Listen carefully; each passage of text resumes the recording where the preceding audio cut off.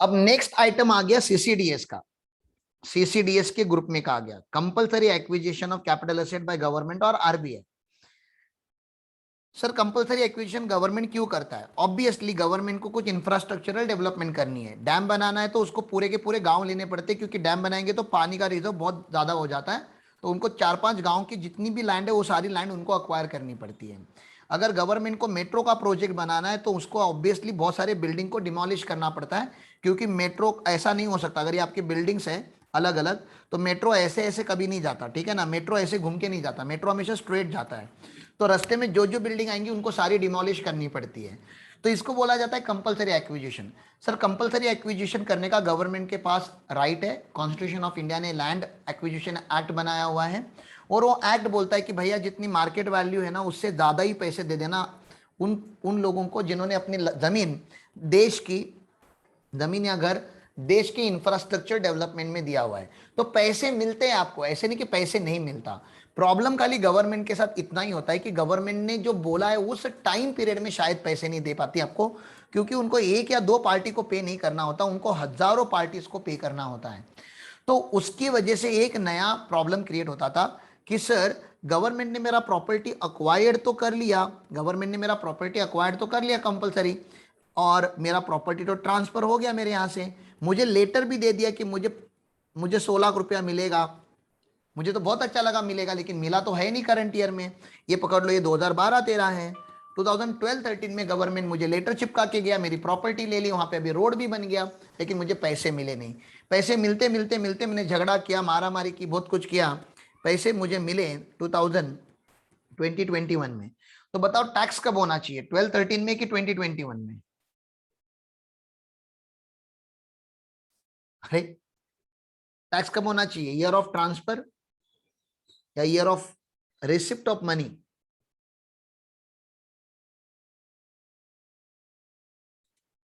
यहां पे मुझे फर्स्ट इंस्टॉलमेंट मिला, वो भी 16 लाख रुपए इंस्टॉलमेंट में दे रहा है गवर्नमेंट। कौन सी ईयर में टैक्स होगा, 12-13 में जब गवर्नमेंट ने जमीन ले ली तब, या जब पैसे दिए तब? Receipt of money, common sense है, therefore it is an exception.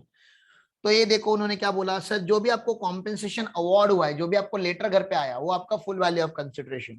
Sir कौन से ईयर में टैक्स होगा, year of receipt of first instalment of initial compensation. जब आपको फर्स्ट इंस्टॉलमेंट मिला तो पूरा टैक्सेबल होगा। ऐसे नहीं 100 में का 20 मिला तो 20 टैक्सेबल होगा, 100 में का 20 भी मिला तभी भी पूरा 100 टैक्सेबल होगा। क्योंकि फर्स्ट इंस्टॉलमेंट आती है ना गवर्नमेंट का, यूजुअली प्रैक्टिकली देखा है second instalment third instalment back to back निकल जाता है, पहला ही आने के लिए टाइम लगता है, ठीक है ना। तो ये हो गया, उन्होंने ये यहाँ पे उन्होंने बातें की है। नोट नंबर 5 में मैं इसका एग्जांपल दिखाऊंगा आपको।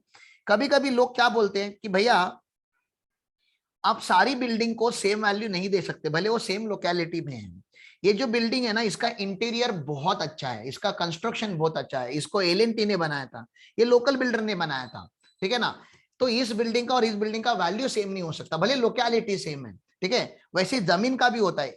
ये गांव वाले बोलेंगे हमारा जमीन और इन इन लोगों का जमीन सेम वैल्यूएशन नहीं हो सकता, हमारा जमीन रिवर के बाजू में था, तो इट्स हाईली फर्टाइल लैंड, तो हमारी मार्केट वैल्यू और इनकी मार्केट वैल्यू आप कंपेयर नहीं कर सकते।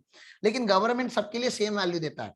तो जो लोग अग्रीव्ड पार्टीज है, जिनको झगड़ा करना है गवर्नमेंट के साथ, वो गवर्नमेंट के ऊपर केस फाइल कर देते हैं कोर्ट में, और फिर कोर्ट का जजमेंट आता है। तो या तो कोर्ट वैल्यू एनहांस करेगा, या तो वैल्यू एक्सेप्ट करेगा, या तो वैल्यू रिड्यूस करेगा। एक्सेप्ट करेगा तो प्रॉब्लम नहीं है, रिड्यूस करेगा तो कुछ वो एक रेक्टिफिकेशन डाल के आपका पैसा रिटर्न भी लिया जाता है।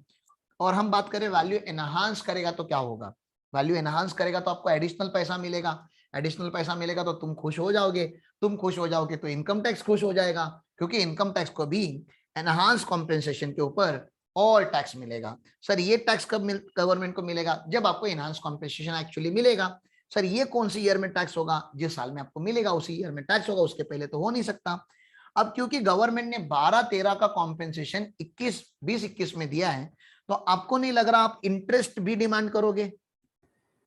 अरे 7-8 साल लेट देता है कोई 100 लाख रुपया, 1 करोड़। लाइट गया, वाईफाई बंद।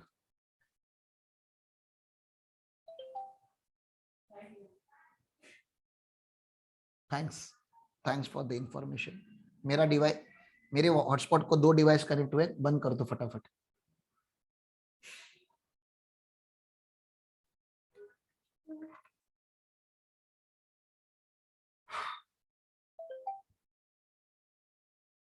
ये आवाज आ रहा है? लाइट गया है हमारे यहाँ पे।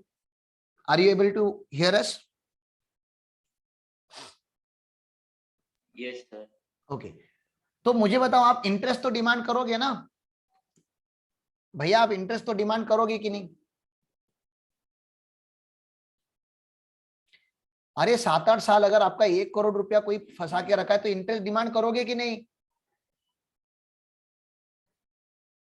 Yes sir. यस।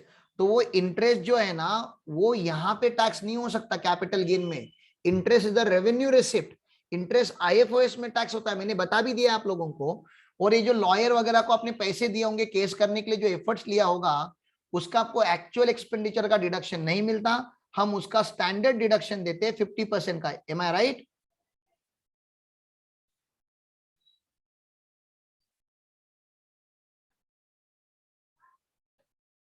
अरे ये पढ़ाया भी नहीं आप लोगों को, 50% का स्टैंडर्ड डिडक्शन मिलता है वहां पे। हाँ। तो अगर आपने 2 लाख रुपया कमाया होगा इंटरेस्ट में तो 1 लाख रुपया टैक्सेबल होगा, लेकिन टैक्सेबल होगा इनकम फ्रॉम अदर सोर्सेस में, कैपिटल गेन में नहीं। चलो ठीक है, एक छोटू सा यहाँ पे एक इलस्ट्रेशन देख लेते हैं। Miss Sia has acquired a building in a Trivandrum for 70 lakh on 8 April 2006.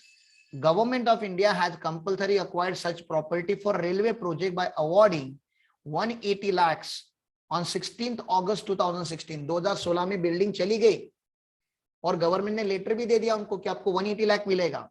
Miss Sia has filed a case against government for claiming higher compensation of 300 lakhs. ठीक है ना? 300 वो डिमांड करी भाई, 180 नहीं, मेरे को 300 लाख चाहिए। देखो डिमांड देखो कैसे कैसे।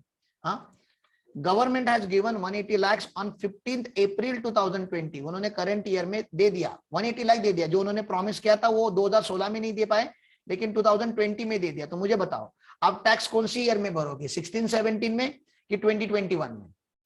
180 लाख के ऊपर कब टैक्स भरोगे?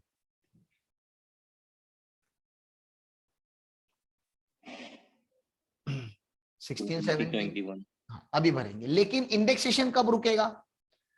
इंडेक्सेशन कौन सी ईयर में रुकेगा? 16-17। ये डिफरेंस है सीसीडीएस का, ठीक है ना?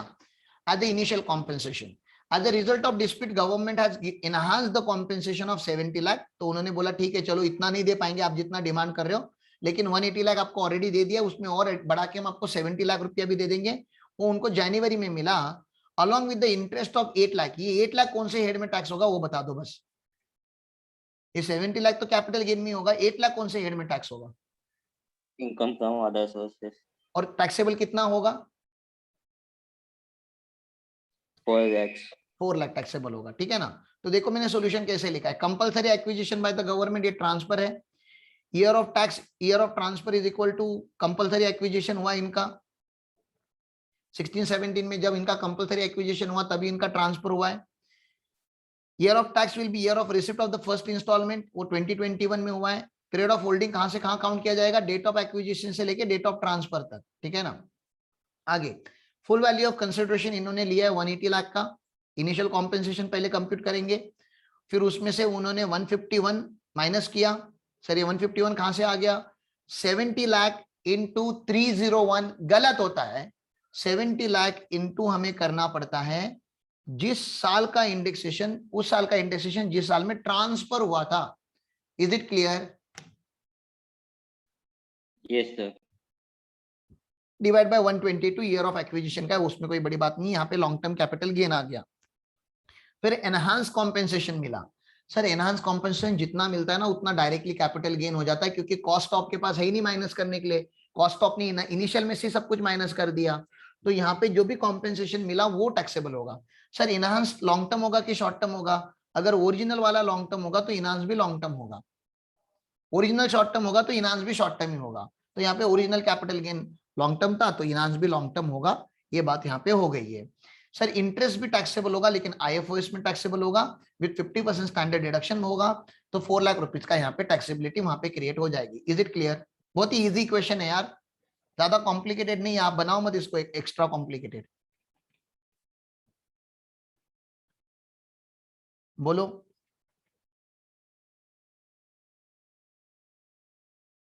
चलो एक क्वेश्चन सीएमए मॉड्यूल में से, Sunil has a house property acquired in 1995। बताओ 1995 का है तो क्या लेना पड़ेगा पहले?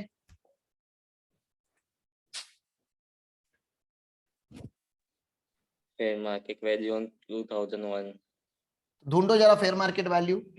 ये देखो fair market value as on 1/4/2001 जो है यहाँ पे वो 4.5 लाख है। हाँ तो 3 लाख और 4.5 लाख क्या लेंगे? Whichever is higher. Higher. ठीक है। He incurred improvement expenditure on property as on for ₹70,000 as on 16 August 2000। ये 1/4/2001 के पहले का इंप्रूवमेंट है, इसको कंसिडर करते हैं कि इसको इग्नोर करते हैं? इग्नोर करते। इसको इग्नोर करते क्योंकि फेयर मार्केट वैल्यू कैप्चर कर लिया हमने। फिर उन्होंने 2010 में इंप्रूवमेंट किया, हाँ ये वाला कंसिडर कर लेंगे, ये हमारा कॉस्ट ऑफ इंप्रूवमेंट हो जाएगा 50,000 का, 2010 का है। Market value of such property ये ले लिया हमने, विच इज हायर में हमारा कॉस्ट अभी 4,50,000 हो जाएगा। 16 अगस्त 2013 पे such properties compulsory acquired by the government. 2013 में 13-14 में मेरा प्रॉपर्टी गवर्नमेंट ले लिया एंड कॉम्पेंसेशन वाज डिसाइडेड और अवॉर्डेड 11,50,000। बिल्कुल टैक्सेबल होना चाहिए, लेकिन उसमें का 20% compensation was received as on 31 March 2021 and balance was received as on 2 April 2021। तो 2021 में कुछ रिसीव किया और 2 अप्रैल 2021 में कुछ रिसीव किया, लेकिन आपने फर्स्ट इंस्टॉलमेंट इस ईयर में रिसीव कर लिया।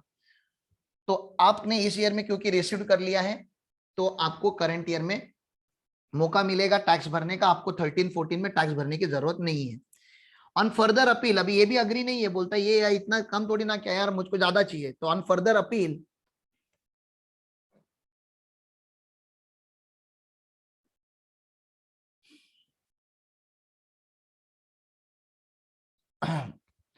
on further appeal on 16th August 2021, enhanced compensation is declared by the government 2 lakh rupees. Expenditure incurred to get the enhanced compensation is 11,000, इसको इग्नोर करना पड़ेगा। Such compensation is received, आपने declare किया लेकिन आपको मिला नहीं, गवर्नमेंट ने डिक्लेयर कर दिया, डिक्लेयर करने के बाद मैं टैक्स नहीं भर सकता, मेरे पास पैसे आने चाहिए। तो वो आपको 22-23 में मिला था, तो आपको नहीं लग रहा इनहांस कॉम्पेंसेशन इस प्रीवियस ईयर में टैक्स होना चाहिए 22-23 में?